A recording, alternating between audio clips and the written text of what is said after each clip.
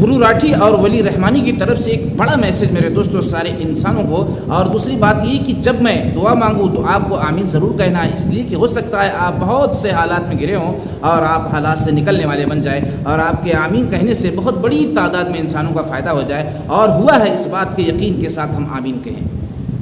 السلام علیکم ورحمۃ اللہ وبرکاتہ. میرے محترم عزیز ساتھیوں، میں خیریت سے ہوں. مجھے امید ہے کہ آپ لوگ بھی خیریت سے ہوں گے، اور میں آپ لوگوں کی خیریت کے لیے خدا بند کریم سے روزانہ کم و بیش یہ دعا کرتا ہوں کہ خدا بند کریم ہمیں ہر بلا ہر مصیبت سے بچائے اور سیدھے اور سچے راستے پر چلنے والا بنائے. میرے محترم عزیز ساتھیوں، ویڈیو کو چھوڑ کر مت جانا. بہت بڑا ٹارگٹ، بہت بڑا عنوان ہے دھرو راٹھی ولی رحمانی کو لے کر. ولی رحمانی ایک ایسی ہستی ہیں جس کی تعریف کرنے پر دھرو راٹھی کو مجبور ہونا پڑ گیا. میرے دوستوں، کیسی خصوصیت ہے، کیسی کوالٹی ہے، کیسا ٹارگٹ ہے، کیسی پلاننگ ہے، کیسے جذبات و کردار ہیں ان کے، کیسی سوچ ہے ان کی کہ یہ غریب بچوں کو امیر بچوں کی طرح ایجوکیشن دینا چاہتے ہیں، پڑھانا چاہتے ہیں، اور اپنے پلان میں کامیاب ہوتے ہوئے نظر آ رہے ہیں. بڑی خوشی کی بات ہے. اگر ایسے نوجوان عام طور پر پیدا ہو جائیں میرے دوستوں، سارے دیش کا نقشہ بدل سکتا ہے. سارا دیش جو ہے اچھائی اور خوبیوں کی طرف جا سکتا ہے، اور امیر اور غریب کا تانا جو لوگ دے رہے ہیں وہ چیز ختم ہو سکتی ہے. جو لوگوں کو لوگ نیچا دیکھ رہے ہیں وہ چیز ختم ہو سکتی ہے. غریب بچے بھی سینہ چوڑا کر کے چلیں گے اور امیر بچے بھی سینہ چوڑا کر کے چلیں گے، اس لیے کہ جب دونوں ایک برابر سمجھے جائیں گے تو پھر کسی کو کسی پر کسی کی ایسی نگاہ نہیں ہوگی تو بہت کم درجے کا ہے، تو فلاں ذات والا ہے، تیرے پاس کون سی ایجوکیشن ہے، تو میرے اتنا پڑھا نہیں ہے. تو یہ ساری چیزوں کو ختم کرنے کی ولی رحمانی کی پلاننگ ہے، جن کی تعریف کرنے پر دھرو راٹھی جیسے لوگ مجبور ہو گئے. میرے دوستو، آپ تھوڑی سی دھرو راٹھی کی گفتگو سنیں. میں نے بات کری اپنے دوست ولی رحمانی سے، وہ آپ کو کچھ ایگزامپلس دیں گے اور بتائیں گے کہ ٹالرنٹ ہونا کیوں اتنا ضروری ہے. چاہے آپ کسی بھی دھرم سے بلونگ کرتے ہو، ہر دھرم آپ کو یہی سکھاتا ہے کہ تو میرے دوستو، آپ نے ان کی زبانی ولی رحمانی کی تعریف سنی. میرے دوستو، وہ نوجوان اس لائق ہے کہ اس کی تعریف کی جائے گی. اللہ رب العزت نے اس کو بلندی، کامیابی عطا کی ہے، ایک مقام عطا کیا ہے. کتنی کم عمر میں ایک بڑا ٹارگٹ پورا کرتا ہوا وہ نوجوان نظر آ رہا ہے، اور ہر نوجوان کو اسی ٹارگٹ کی طرح اپنی زندگی کو ڈالنا چاہیے اور ایک پلاننگ کے ساتھ زندگی گزارنا چاہیے، اور چین سے نہیں بیٹھنا چاہیے. اس لیے کہ انسان دنیا میں بیٹھنے کے لیے اور آرام کرنے کے لیے نہیں آیا ہے. خاص طور سے ایمان والوں کو یہ پیغام میں پہنچانا چاہتا ہوں کہ آرام کرنا چھوڑ دو، آرام کرنا چھوڑ دو. جو ضروری ہے آرام کرنا، بس اتنا ہی.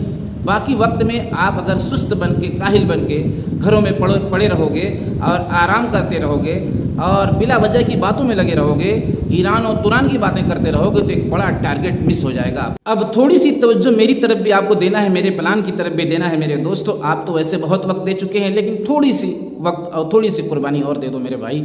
تڑپ یہ ہے، فکر یہ ہے کہ جیسے بہت بڑے بڑے مدارس ہیں، بہت بڑی بڑی یونیورسٹیاں ہیں، ان میں خاص طور سے ذمہ داروں تک میں یہ پیغام پہنچانا چاہتا ہوں کہ جب بچے 10 سال کی عمر کو پہنچ جائیں تو ان کو آمنے سامنے مت بٹھاؤ، ایسا اسکول بناؤ. اس لیے کہ جب آمنے سامنے بٹھاؤ گے تو شیطان تیسرا بیچ میں لازم ہے، اور شیطان کسی حال میں نہیں چاہتا کہ کسی کا ایمان بچ سکے. ایسے رابطے، ایسے وسوسے پیدا کرتا ہے جس کا سوچنا میرے دوستو ہم سوچ بھی نہیں سکتے. لوگ تو ہو سکتا ہے اس طرح کا کمنٹ مجھ پر کر سکتے ہیں کہ ارے یار، ان کی سوچ ابھی یہیں تک پہنچی ہے، نئے جنریشن میں لوگ چل رہے ہیں، لوگ کہاں سے کہاں جا رہے ہیں اور یہ یہیں پر بیٹھے ہیں، شیطان آ جائے گا، شیطان آ جائے گا. یہ شیطان کا آنا، ایمان کا خطرے میں پڑنا، یہ چھوٹی موٹی بات ہے. آپ کو میں راستہ بتاتا ہوں. آپ علماء کرام کے پاس جاؤ جو بڑے درجے کے عالم ہیں، جیسے گرینی مدرسہ ہے، اس میں جو بڑے درجے کا عالم ہے اس کے پاس آپ جاؤ اور ان سے پوچھو کیا 10 سال کی عمر کے بعد بچوں کے اندر سیکس کا مادہ پیدا ہوتا ہے کہ نہیں ہوتا. اگر سیکس کا مادہ پیدا ہو رہا ہے تو وہاں پر ایک دوسرے کے آمنے سامنے رہیں گے تو شیطان وسوسے نہیں ڈالے گا. تو ایمان خطرے میں پڑ رہا ہے کہ ایمان بچ رہا ہے؟ تو ایمان بچانا ہے نا. ساری دنیا اگر لٹ جائے اور ایمان بچ جائے تو یہ سستا سودا ہے. تو آپ وہاں پر جا کر رابطہ اس کا کرو، اس لیے کہ آپ کے اوپر بھی یہ فرض ہے. آپ بزن ہوتے ہیں، آپ اگل بغل کے پڑوسیوں سے پوچھتے ہیں، ان کو کیا معلوم، اتنی تعلیم سب کے پاس ہے. آپ مدارس میں جا کے اس کی تحقیق کرو کہ کتنا ضروری ہے. تو اس پر ایک بڑا پلان، ایک بڑا مشورہ ہونا چاہیے کہ کچھ عورتیں جو پڑھی لکھی ہیں وہ جلدی کچھ لڑکیوں کو تیار کریں، پھر وہ لڑکیاں بھی جو ٹیچر بن جائیں، اور ٹیچر بننے کے بعد یعنی جیسے عالمہ ہیں، اس طرح انگلش میڈیم کی عورتیں، مسلم، خاص طور سے مسلم لوگوں کو میں ٹارگٹ کر رہا ہوں، اور وہ عورتیں بچوں کو پڑھانا شروع کر دیں اور مرد جو ہے بچوں کو پڑھانا شروع کر دیں. سارا کھیل ختم، سارا شیطان کا پلان ختم. لیکن میرے دوستو، اس کے کرنے میں اتنی کمزوری نظر آ رہی ہے.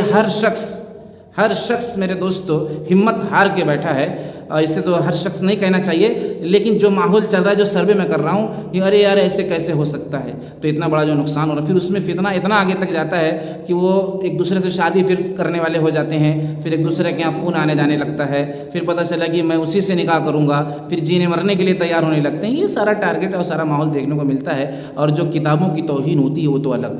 ہم کو جو شریعت دی گئی، ہم جو لاوارث نہیں ہیں، حضرت عائشہ رضی اللہ تعالیٰ عنہا نے صحابہ کو کیسے علم دین سکھایا، وہ ہمارے لیے نمونہ نہیں ہے، وہ ہمارے لیے نہیں نمونہ، ارے وہی تو نمونہ ہے۔ میرے دوستو یہ پلان آپ کو کیسا لگا، آپ اس پر کمنٹ کر کے بتائیں۔ اگر کوئی کمی اور کوئی غلطی ہوئی تو میری اصلاح فرمائیں۔ اگر عورتیں عورتوں کو سنبھال لیں، مرد مردوں کو سنبھال لیں، یعنی مرد بچوں کو سنبھال لیں، عورتیں بچیوں کو سنبھال لیں، تو کتنا خوشنما ماحول پیدا ہو جائے گا اور شیطان کی ہار ہو جائے گی۔ یہ ہے میرا پلان میرے دوستو، بہت بڑی تعداد میں شیئر کرو، چینل سے جڑو۔ السلام علیکم۔